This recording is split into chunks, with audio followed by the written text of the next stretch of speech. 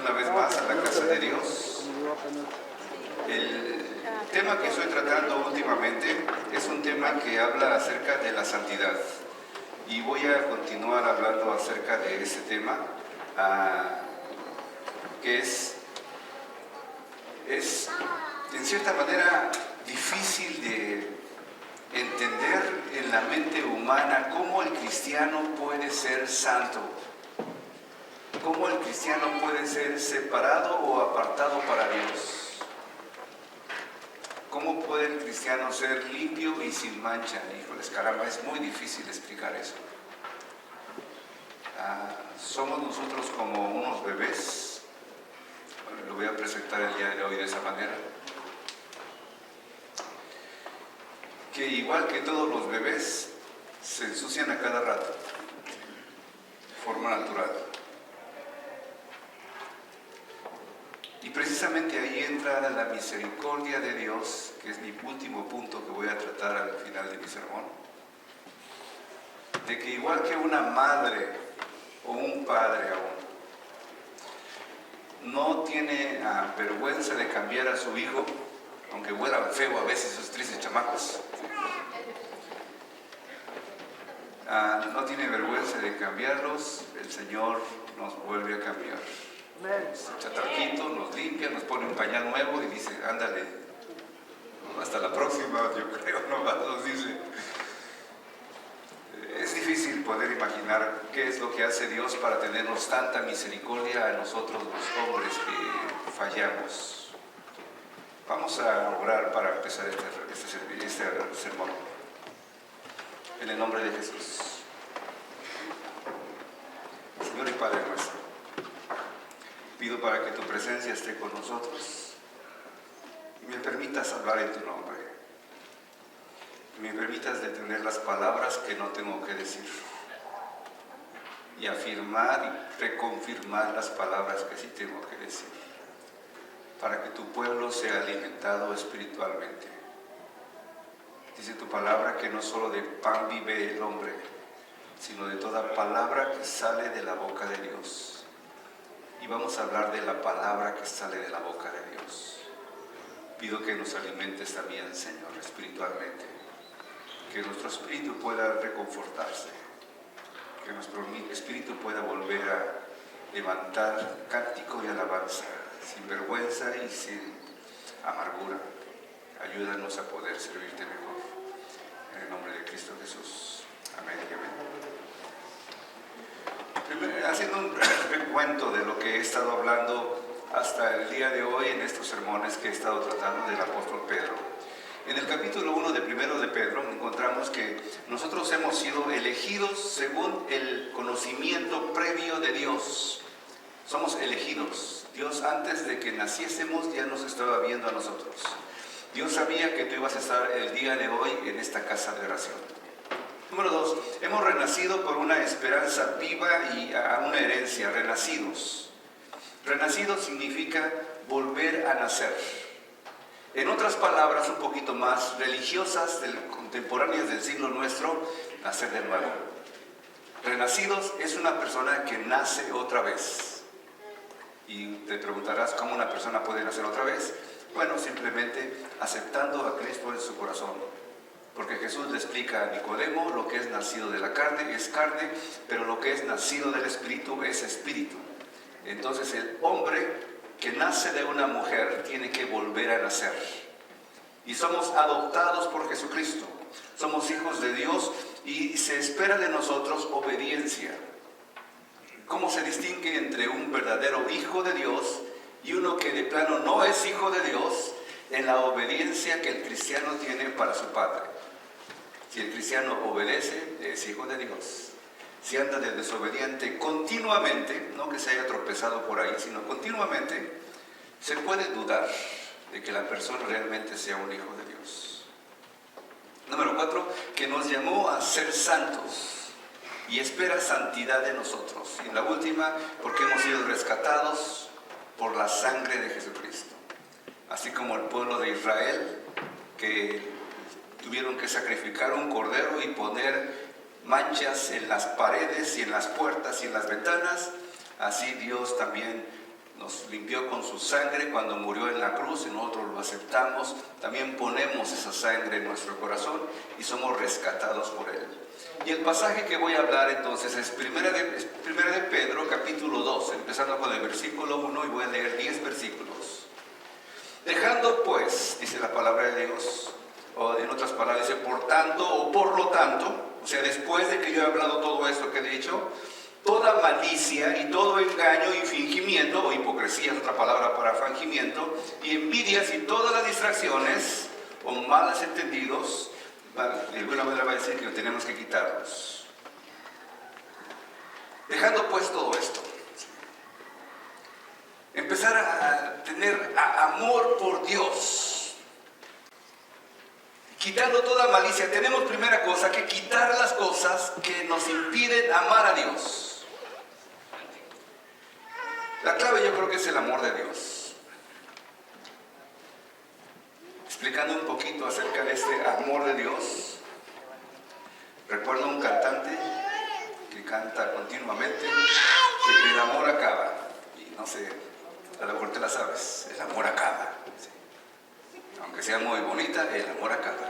Aunque sea muy fuerte, el amor acaba.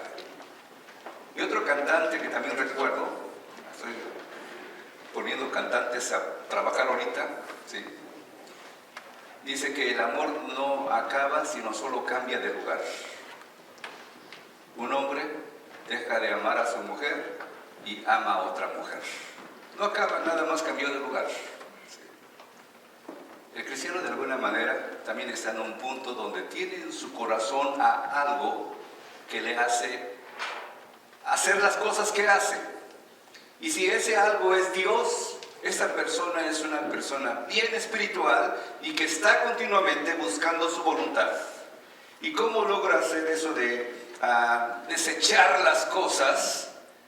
Esa palabra de desechar tenía el sentido en griego, la palabra es apostesitia, de quitarse la ropa y ponerse una ropa nueva. De alguna manera quitarse lo que tú te ha impedido buscar de Dios y ponerte algo que sí te puede ayudar a encontrar a Dios. Yo no sé exactamente por qué eligió mencionar solamente esos 5 pecados, porque habla nada más de 5 en este pasaje, y no poner otros más, pero tenía sus propias intenciones esto. Esta palabra de toda malicia se refiere a toda clase de maldad, toda clase de maldad intencional. Un niño a veces hace cosas sin malicia. ¿Sí? Recuerdo uno de mis hijos, no les voy a decir quién para que no lo vayan a avergonzar después, ¿sí? A la edad de 4 años me parece, ¿sí? Trajo un dibujo, dice, mira mamá, aquí estamos todos, papá, mamá y los hermanos y él, ¿sí? Completamente desnudo, así como es, desnudito, sin nada de ropa, ¿sí? Y yo me quedé viendo, oh, ¿qué es eso? ¿Sí? No puedes pintar eso. Lo hizo sin malicia. Es como él se veía a sí mismo, solamente que no tenía malicia en su mente para dibujarse de esa manera, ¿sí? Pero cuando alguien lo hace con malicia, completamente y sin ninguna duda, intencionalmente le mete el pie a alguien para que ese alguien se caiga. Patea a alguien porque lo ve tirado en el suelo. Ve que todos se distraen y agarran lo que no es suyo y se lo mete a la bolsa. Intencionalmente, malicia. ¿Sí? Y sigue hablando todo engaño. Eso es para... es el truco del que se dedica a engañar a los demás para conseguir lo que se propone. Es una persona que no tiene miradas limpias. Ya sabe lo que está haciendo. Hipocresía. ¿Sí? Viene de la palabra hipócrita, procede de una persona que puede tener una cara aquí. El hipócrita era un actor. Ese es el término concreto de la palabra hipócrita. Un actor del tiempo de los griegos que salía en obras junto con todos los demás, y todos los demás regularmente llevaban una máscara Y esa máscara era lo que representaba. Si la máscara estaba sonriendo, el hombre, el actor, actuaba como una persona muy contenta. Si la máscara estaba siempre triste, actuaba como una persona siempre triste. Pero el hipócrita tenía dos máscaras. Una enfrente y otra atrás. Y podía hablar unas cosas de un lado y podía hablar de otra forma de otro lado. Ese es un hipócrita. Y yo sé que está continuamente la idea de las personas que dicen: yo no voy a la iglesia porque ahí está lleno de hipócritas. Dos caras. Si fuera ese un verdadero argumento, no deberían tampoco ir a la tienda porque está lleno de hipócritas. No deberían ir tampoco al cine porque está lleno de hipócritas. No deberían ir ni salir ni siquiera a la calle porque está lleno de hipócritas. Todo el mundo está lleno de hipócritas. No es argumento para decir: yo no voy a la iglesia porque hay hipócritas. Que sí hay, puede haber. No voy a decir quién, ni cuántos, ni nada. Pero voy a decir que el que viene a la casa de Dios tiene que venir con una sola cara y decirle al Señor lo que es. Envidias, tonos o fonos. Es una actitud de resentimiento hacia otra persona. ¿Sí? Y todas las demás detracciones. Y luego sigue con otro pasaje, versículo 2 del capítulo 1 de Pedro. Desead como niños recién nacidos la leche espiritual sin engaño o no adulterada, para que por ella crezcáis en salud. Pone un ejemplo de un bebé. Esa es una segunda fase. La primera fase es: desechen todo lo que no les conviene. Ahora, ¿cómo pueden crecer? Estoy hablando de la santidad todavía. ¿Cómo podemos crecer en la santidad? Actuando como un niño recién nacido, dice el apóstol Pedro en este caso. ¿Sí? En esta idea, ¿sí? Un bebé que inmediatamente siente el pecho de su madre, ahí se pone a mamar, es la palabra correcta. ¿Sí?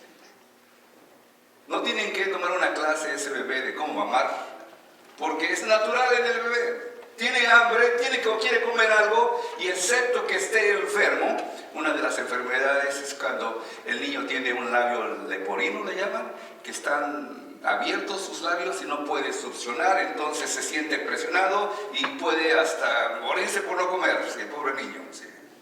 Pero si no está enfermo, el niño puede amar de inmediato. ¿Sí?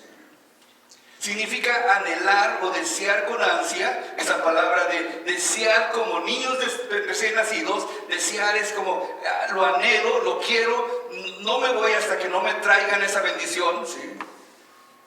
Porque también dice otra palabra, ¿sí? Siendo renacidos no de simiente corruptible, sino de incorruptible por la palabra de Dios que vive y permanece para siempre. ¿Sí? Es interesante, estaba estudiando acerca de los niños recién nacidos. Si el niño mama de la leche de su mamá, ¿sí? Mamá, híjoles, no me había dado cuenta que es similar, ¿sí? Pero es similar, ¿sí? Mamá, ¿sí? Ese bebé tendrá menos alergias, infecciones del oído, gases, diarrea, estreñimiento. Eso lo saqué de una página médica, ¿sí? Enfermedades de la piel, infecciones estomacales o intestinales, problemas de sivalencias, no sé qué es eso. El bebé alimentado con leche materna puede tener un menor riesgo de padecer diabetes, obesidad, problemas de peso, síndrome de muerte súbita, de lactancia, caries en los dientes, etcétera, etcétera. ¿Sí? Y no nada más esta leche es buena para el bebé, también es buena para la mamá. ¿Sí? Aquella mamá que no quiere alimentar a sus hijos está perdiendo muchas oportunidades de bendecir a su propio hijo. ¿Sí? Porque la primera cosa que hace una mamá cuando amamanta a su bebé es que crea un vínculo que hace que ella ame a su bebé, y el bebé crea ese vínculo de que el bebé ama a su mamá. Es un vínculo que no se puede explicar porque no todos amamos de la misma mamá, cada quien ama a su propia mamá. ¿Sí? Es más, otra cosa que le ayuda a una mujer, según este estudio médico, es que puede descubrir que es más fácil bajar de peso. Entonces, si alguien se preocupa porque no ha perdido de peso suficiente cuando está dando leche, puede ser que sea esa la razón. ¿Sí? Demorará el inicio de sus periodos menstruales, o sea, va a descansar por un tiempo, disminuirá el riesgo de enfermedades, diabetes, etcétera, etcétera, y puede ahorrar hasta $1,000 por año porque no compra leche ¿cómo se llama? Leche de fórmula, leche adulterada, o leche fingida, o leche que no es de la mamá. ¿Sí? Se gasta mucho dinero en eso, entonces hasta se ahorra un poco de dinero. ¿Sí? Y más cosas más. ¿Sí? Pero ¿cuál es la leche espiritual de la que está hablando Pedro? Porque no se refiere solamente al de la mamá, que es muy beneficiosa. Se recomienda que una madre dé pecho hasta los 2 años, si es posible, 6 meses mínimo, 2 años máximo, porque ya después de eso ya no le sirve tanto a su hijo, ya necesita otro tipo de comida. ¿Sí? Pero la leche espiritual del cristiano es la palabra de Dios. Y ahí es donde, ¿por qué vemos tantos hermanos raquíticos que espiritualmente están cayéndose a cada rato? Porque no pueden y no están continuando y no se meten a estudiar la palabra de Dios. ¿Qué es lo que se tiene que hacer entonces? Leer la palabra de Dios, leche pura por la palabra, no adulterada. ¿Sí? Se refiere que no está mezclada ni con nada ni diluida, es un alimento santo, completo y completamente gratuito. ¿Sí? Alguno me puede decir, no, pero a mí me gusta escuchar al predicador tal que habla tan bonito. Puede hablar muy bonito, pero esa no es la palabra de Dios, hermano. A mí, yo tengo libros y libros en mi casa, llena de libros, y cuando quiero sacar algo, nomás agarro uno de esos libros. Está muy bien, pero no es la palabra de Dios, hermano. Yo voy a contar al hermano que habla tan bonito allá con ese hermano y nos oramos juntos. No es la palabra de Dios. La palabra de Dios no adulterada es cuando tú puedes leerla por ti mismo. Es más, qué bueno que estamos dando unas clases de discipulado todos los domingos. Si alguien quiere venir a las 12 del día, hay un hermano y una hermana que está tomando, uno las mujeres, otro los hombres, y estamos tratando de enseñarles los principios básicos de la doctrina cristiana. ¿Sí? Puede ser una buena forma de que tú aprendas un poco más de la palabra, porque estamos tratando de basar en la palabra de Dios. Si empero habéis gustado que el Señor es benigno, va después de decir otra cosa, pero esta palabra que está diciendo, si habéis gustado que el Señor es bueno, es así como el bebé ha gustado que la leche de su mamá es muy buena, así también ustedes han gustado de que Dios es bueno. ¿Y cuántos dicen amén de que Dios es bueno? Sí, es realmente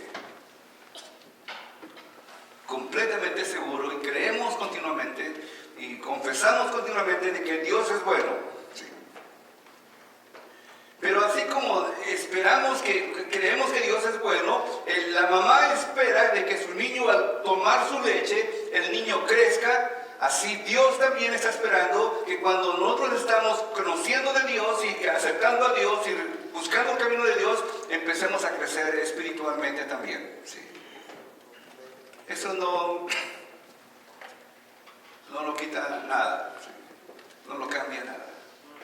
Cambia solamente de que el bebé ahora deja de comer de su madre y empieza a comer por sí solo.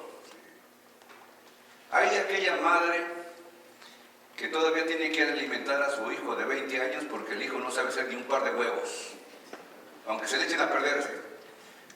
Se le queman hasta el agua, que no se le quema también. Hay aquella madre que tiene a su hijo incapaz de poder desarrollarse por sí mismo. Puede ser que el niño esté enfermo, tan enfermo que no puede hacerlo, se entiende de esa manera, pero si el niño está enfermo y puede recapacitar y puede entender las cosas, madres, ayuden a sus hijos a poder desarrollarse también para depender de sí mismos. Que puedan hacer las cosas por sí mismos. Qué bueno beber un bebé tomando de su mamá, pero alguien que tenga ya 10 años o 20 años mamando de su pecho de su mamá, ya es ridículo eso. ¿Sí? Ya no es normal, ya no es regular. ¿Sí? Si habéis esperado que Dios es bueno, tú tienes que empezar a crecer. Si habéis gustado, si te habéis entendido de que Dios es bueno en tu infancia espiritual, ahora empieza a crecer también. Un padre que ve a sus hijos lograr sus metas y objetivos, sacar sus diplomas, conseguir un trabajo, manejar su propio carro, pagar su propia renta, uno dice, hice un buen trabajo. Pero si el padre no ve eso en el hijo, ¿sí? Dice, ¿en qué fallé, Señor? ¿Sí? Tengo un bueno para nada en mi casa. ¿Sí? Nadie se ríe y nadie vea por otro lado, ¿ok? ¿Sí? Al cual allegándonos a él, piedra viva, reprobada cierto de los hombres, empero elegida por Dios, preciosa. Allegándonos a él, piedra viva.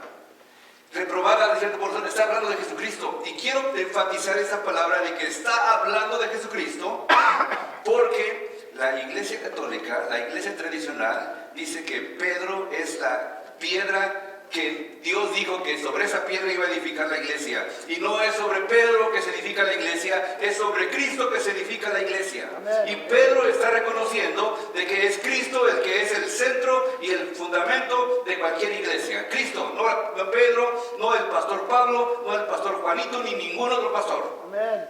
Cristo es la cabeza de la iglesia. Cristo es el centro, la piedra principal, la piedra que los edificadores habían reprobado o desechado. ¿Sí? Y me encanta esa palabra también que dice preciosa. ¿Sí? No sé si ustedes escucharon ahorita hace 30 segundos de que dije algo y la hermana Mari dijo preciosa o precioso. ¿Sí? Yo he escuchado solamente a mujeres decir precioso o preciosa. ¡Ay, qué precioso! ¡Ay, qué preciosa! Pero un hombre así grandote y fuerte. ¡Ay, qué precioso! ¿Sí? Y pues, caramba. Ahora Pedro está utilizando palabras sensibles, llenas de cosas que no dicen tanto los hombres fuertes y machos. Y dice una palabra que es más tipo para femeninos, femenina, ¿sí? Precioso. Cuando un cristiano varón empieza a tomar de esa comida espiritual de Dios, su corazón empieza a latir como una persona diferente. Ya no se siente muy macho. Ahora puede expresar sus emociones. Amén. Puede decirle a la mujer, te amo. Continuamente, si lo puede hacer. Puede decirle a los hijos, estoy orgulloso de ti. Puede decirle a sus parientes o a sus vecinos, me da gusto que te esté yendo bien. ¿Sí? Porque tiene ya un corazón diferente. Porque puede reconocer de que por esa piedra que los hombres reprobaron, nosotros estamos cimentados de una manera diferente y nuestra mente es diferente. ¿Sí? Vosotros también, como piedras vivas, sed edificados una casa espiritual y un sacerdocio santo para ofrecer sacrificios espirituales agradables a Dios por Jesucristo. El cristiano o la iglesia tiene 3 propósitos principales para existir. 3 propósitos principales para existir.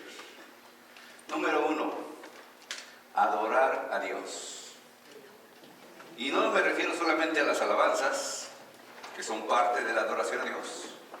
Me refiero también a las ofrendas. Me refiero al tiempo que dedicas al venir a escuchar la palabra de Dios. Me refiero al tiempo que dedicas para ir a visitar a un enfermo. Me refiero al tiempo que tú dedicas o el trabajo que tú haces para poder bendecir a tus padres o a alguien que amas. De esa manera se adora a Dios. ¿Cómo puedes amar a Dios? Dice Jesucristo mismo, amando a tu prójimo. Amarás al Señor tu Dios sobre todas las cosas. ¿Y cómo lo vas a demostrar? amando a tu prójimo como a ti mismo. ¿Sí? Pero el cristiano también, la segunda cosa que hace es que se edifica continuamente. Koinonia es una palabra en griego que significa comunión. Comunión es que yo estoy con ustedes. La próxima semana tenemos una comida y algunos van a traer comida. Espero que todos. Algunos se les va a olvidar y otros van a decir, yo no llevo nada, que me den a mí, ¿sí? Me van a venir aquí. ¿Sí? Pero eso de alimentar a otros hermanos sin murmuración ni porque ese no trago nada, no le demos, hermano, dígale que ese no vas a pagar. No. Qué bueno que podemos alimentar a otra persona. Koinonia es comunión, es apoyarnos, es bendecirnos, es alimentarnos unos a otros. Y aunque no traiga nada, vienes tú con tu comida, con tu agua, con tu pastelito, con lo que quieras y lo traes frente a los demás, y los demás son bendecidos por ti. Eso es koinonia. Y eso es lo mínimo que se puede hacer. Hay algunas necesidades de repente en la casa de Dios, de algunas personas que tienen dificultades, que no tienen trabajo. Y los hermanos, tenemos que preocuparnos. Y si sabemos de algo, inmediatamente, yo sé dónde pueden conseguir trabajo. Y llamarnos y bendecirnos unos a otros. Pero quiero enfatizar este pasaje. Vosotros sabéis como piedras vivas, ser edificados como casa espiritual de sacerdocio santo para ofrecer sacrificios espirituales aceptables a Dios por medio de Jesucristo. Quiero decir que nosotros somos como un tabique. ¿Saben qué es la palabra tabique? Ok, si no, los que saben qué es la palabra bloques, decimos en español. O sea, que somos como bloques. Porque en la antigüedad se usaba piedras. En el tiempo de Jesucristo, la mayor parte de las casas, sobre todo en Israel, se hacía por piedras. No había tanta leña, casi no encontraba. Jesús posiblemente no fue carpintero. La palabra que se utiliza para hablar acerca de la profesión de Jesús no dice carpintero, dice él era un trabajador de sus manos. O sea que en México les llamamos milusos. Hacía de todo. Donde quiera que hubiera necesidad, él ponía sus manos para ir a trabajar.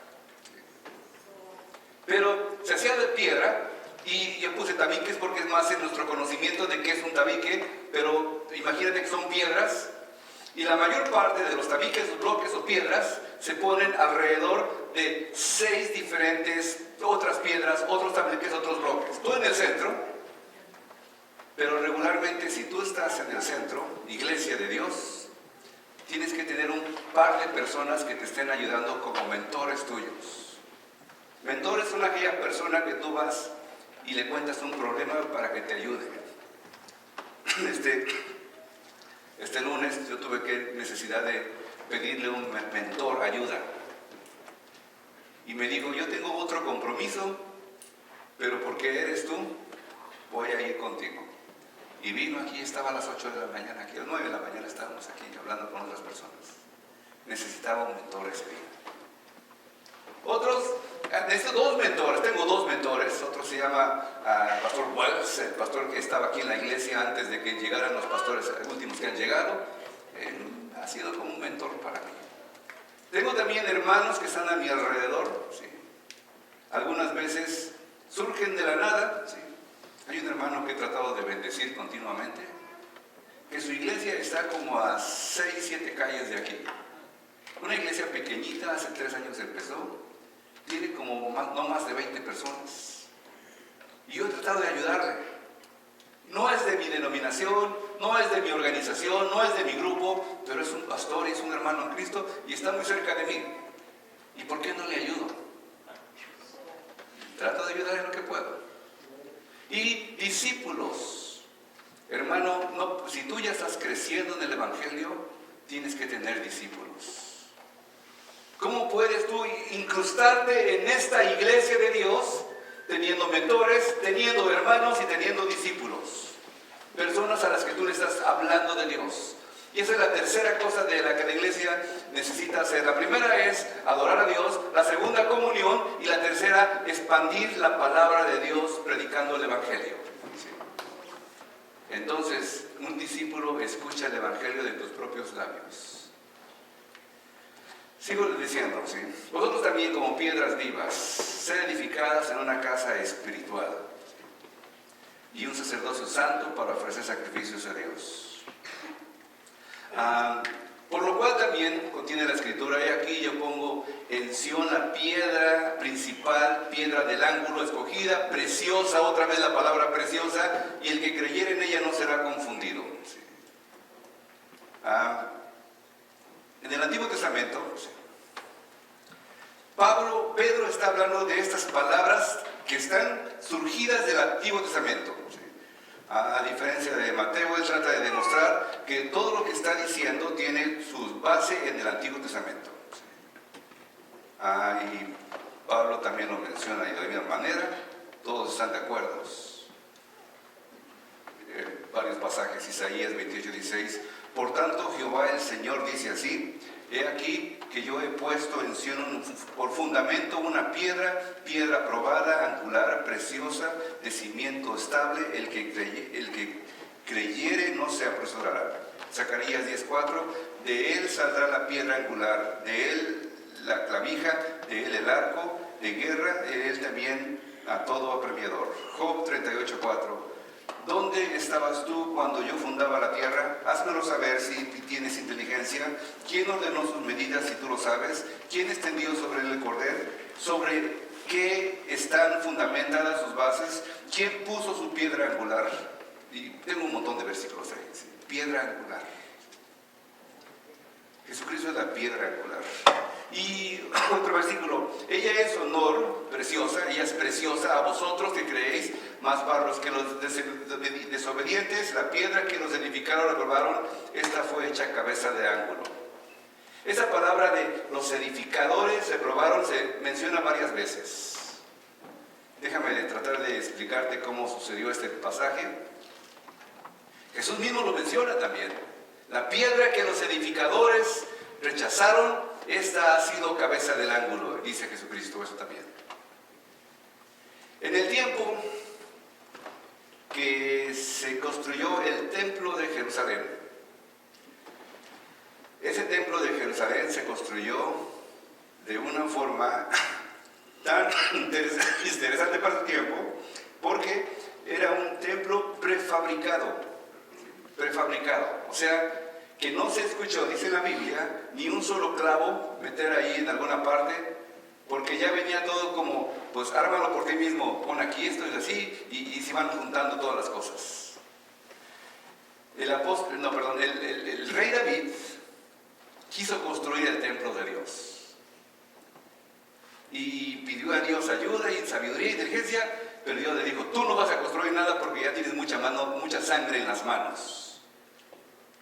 Entonces lo que hizo David, sabiamente también, es que mandó a planear el templo de tal forma de que todo fuera prefabricado. Así como si pidieras algo en Amazon y nada más te dijeran: pues pones esto y así armas tu casa. ¿Sabes que se puede hasta pedir una casa por Amazon? Bueno, creo que por Amazon no, ¿verdad? Pero por Sears, hace tiempo se podían pedir casas completas. La pedías, te la llevaban con un traje grandote y tú nomás la armabas. Y se armaba sola. ¿Sí? El templo de Israel, el templo de Jerusalén, también fue construida de esa manera, prefabricada. Todo estaba planeado completamente.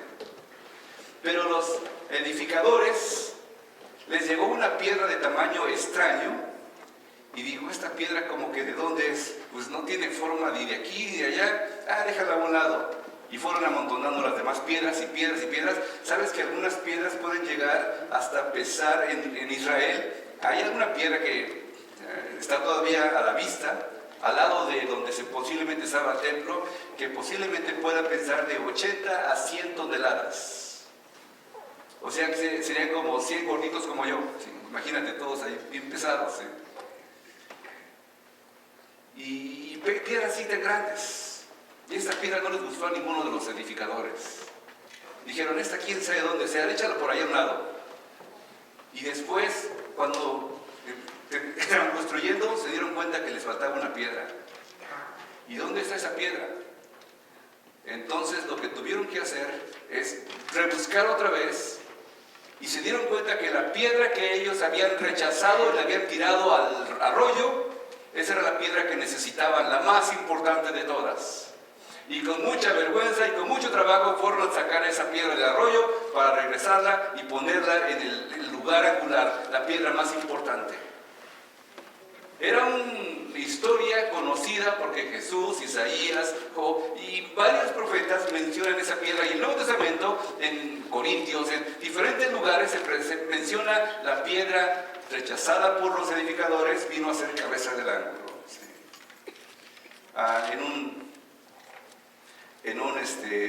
En un puente hay una piedra que es la más importante.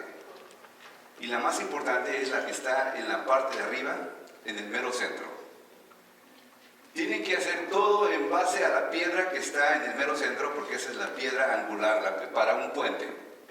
Ese es el puente más antiguo, pasando la fotografía a ustedes, que todavía se usa y que está en existencia desde hace aproximadamente 3.500 años. Así de viejita. Yo sé que si digo esas palabras, mejor ni entiende, porque pues, ¿quién vive 3.500 años? Pero las piedras son importantes. Las piedras pueden hablar. Jesucristo dijo, si los niños callaran, las piedras hablarían. Y a veces las piedras pueden hablar. Tengo un par de piedras que hablan aquí conmigo. ¿Sí? ¿Quieren escucharle decir algo? Bueno, no dice nada, pero dice aquí paciencia. La puse al lado de mi casa, bueno, del timbre de mi casa, ahí en la parte de abajo, por si alguien está tocando mucho, que tenga paciencia, si no vamos a llegar. Esa es una piedra que la puse, la tengo ahí, si alguien ha ido a mi casa y ha tocado y ha visto para abajo, ahí está esa piedra. ¿Sí? Tengo otra piedra aquí. ¿Sí? Esa piedra dice hope, esperanza. Esa la tengo también para recordar de que posiblemente los días son difíciles. Posiblemente la enfermedad se ha alargado más de lo que podía pensar. Pero tengo esperanza. Y Cristo es nuestra esperanza. Cristo es la piedra que habla también. Nos dice ten fe. Nos dice sigue adelante. Nos dice no te detengas. Ella es pues honor para que nosotros que creemos. Los edificadores no aprobaron su origen. A los cristianos también, cuando empezaron a servir a Dios, los edificadores no aprobaban su falta de educación formal. Los edificadores de aquel tiempo no aprobaron su indiferencia por las tradiciones religiosas. Los edificadores de aquel tiempo, cuando veían a Jesús, no aprobaron la elección de amigos que hizo. 12 pescadores, trabajadores, gente sin educación. No lo aprobaron los edificadores. Pero ¿quién volvió a elevar a Jesús, exaltándolo sobre todo? No los líderes religiosos, porque ellos lo rechazaron. No los líderes romanos, porque ellos lo crucificaron. No las multitudes judías, porque ellos eligieron a otro. Danos a Barrabás, decían. No los discípulos, porque ellos se encogieron de miedo y se asustaron y huyeron. No sus seguidores influyentes, porque ellos nada más simplemente lo entraron. No las mujeres devotas, porque ellas fueron solamente a sanar su dolor. Solo Dios, el Padre mismo, podía elevar a Jesús, y lo hizo. Dios lo hizo cuando Jesús se levantó de entre los muertos. ¿Qué tan importante es esa palabra, se levantó de entre los muertos? Porque la esperanza del cristiano está en que Cristo se levantó de entre los muertos y que tú y yo y los que creemos en Dios nos vamos a levantar de entre los muertos también. Tú y y yo, aunque padecemos en nuestros días, va a haber un día en que no habrá llanto, ni dolor, ni tristeza, y toda lágrima será enjuagada, porque estaremos con el Rey de Reyes, Señor de Señores. La piedra que edificaron los edificadores vino a ser cabeza del ángulo. Jesucristo es esa cabeza del ángulo.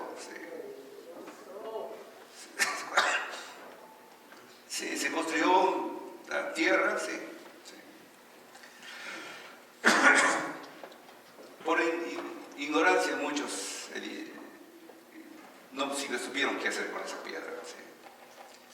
Cristo es la piedra angular, la cabeza del ángulo. Y piedra de tropiezo, dice 1 de Pedro 2:8. Y roca de escándalo a aquellos que tropiezan en la palabra. La misma palabra que alimentaba a los bebés va a hacer que algunos tropiecen en esa palabra, siendo desobedientes, por lo cual fueron también ordenados. ¿Sí?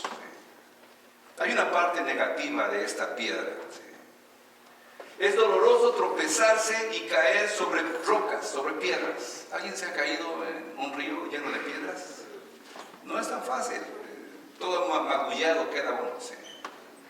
Si una roca cae encima de usted, lo va a lastimar o peor, hasta matarle. ¿Sí?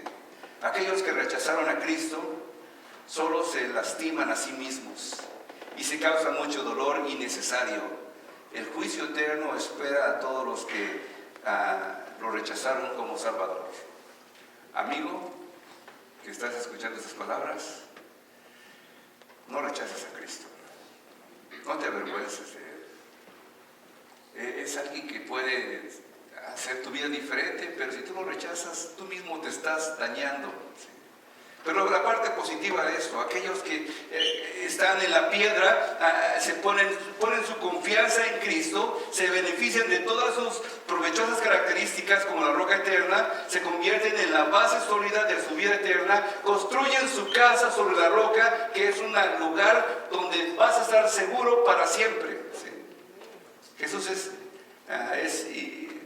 eterno, y también son aquellas personas que confían en Él. ¿Sí? Último versículo, penúltimo versículo.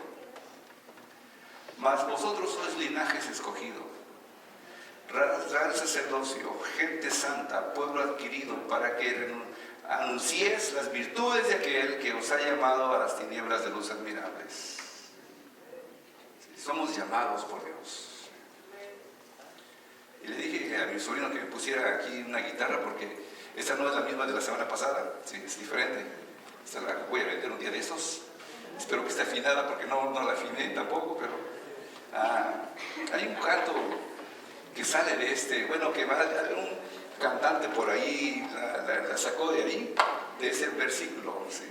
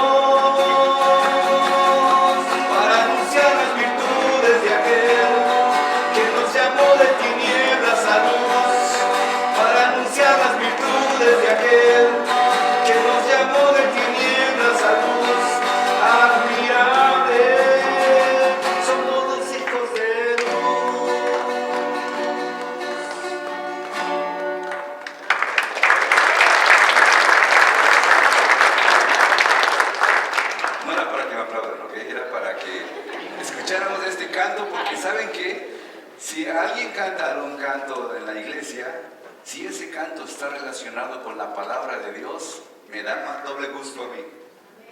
Porque ese canto, cuando lo voy repitiendo en mi carro, me digo, eso está en la palabra de Dios y esto alimenta mi ser. Hermano, qué bueno que puedas encontrar versículos. Dice que somos pueblo, somos llamados a adorar con unidad y anunciar, somos linaje escogido. La palabra escogido es el griego, que es traducida como elegidos por Dios. Somos real sacerdocio.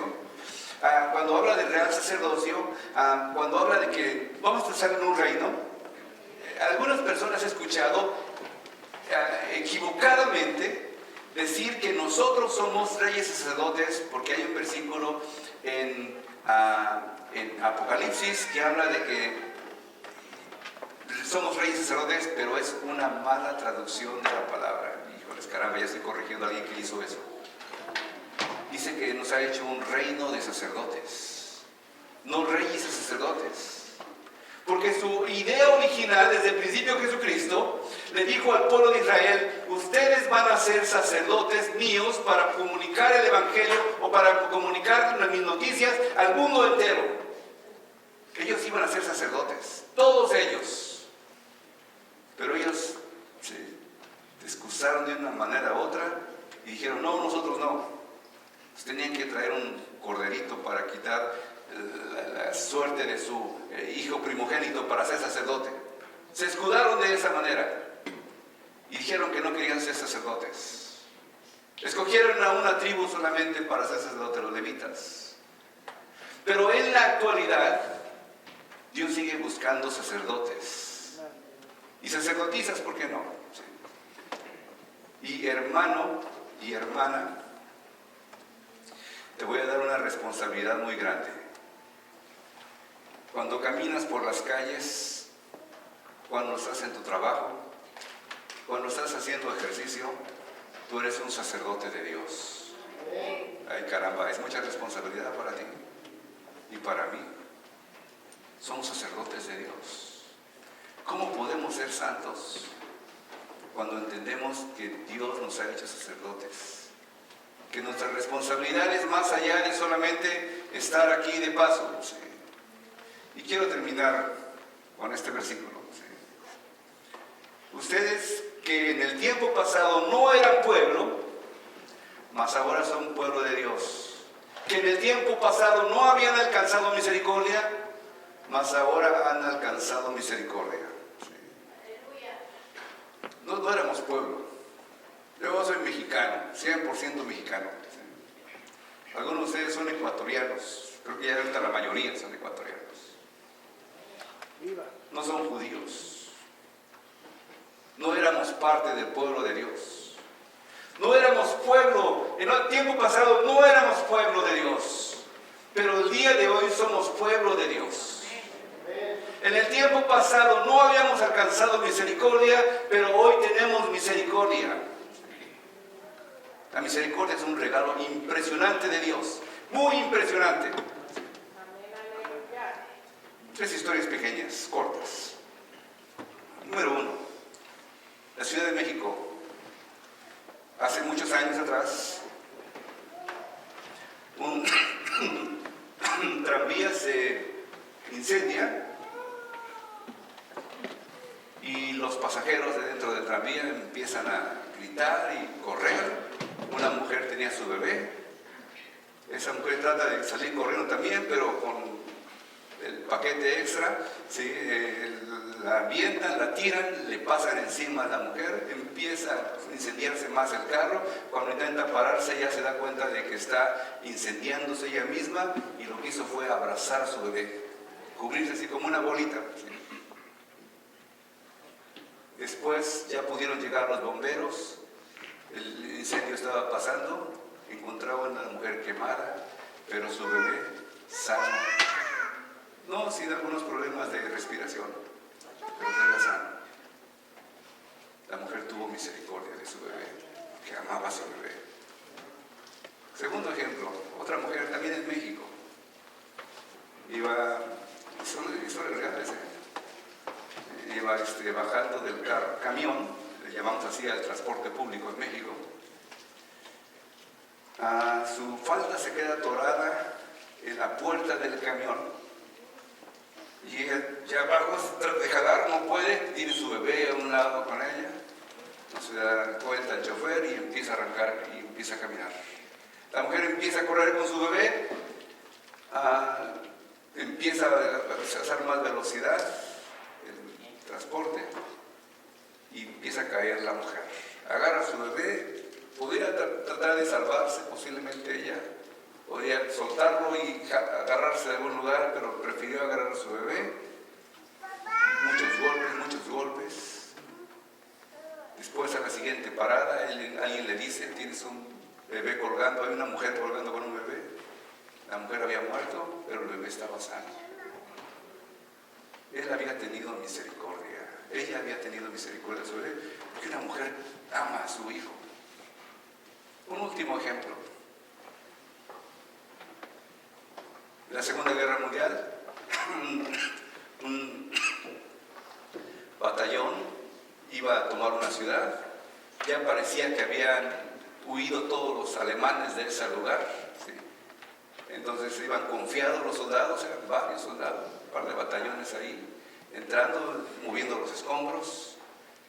De repente, de un edificio grande, ¿sí?, sale un hombre corriendo. Párense, porque nos están atacando, van a matarlos. Y después se escuchan varias balas, pum, pum, pum, pum, y el hombre cae ahí.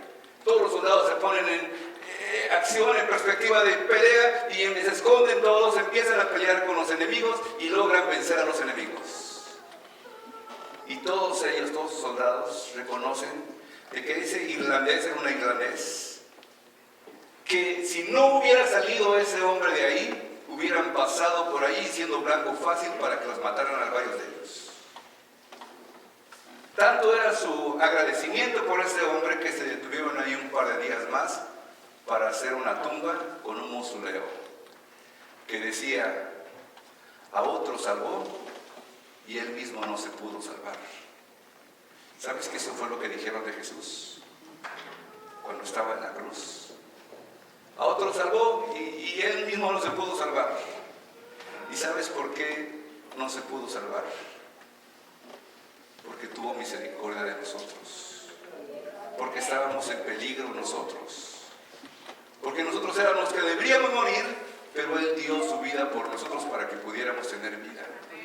Porque, hermano, sin importar cómo seas, cómo estés, en la situación en que te encuentres, si tienes los pañales sucios en este momento, Dios tiene misericordia de ti y te dice: Dios te ama.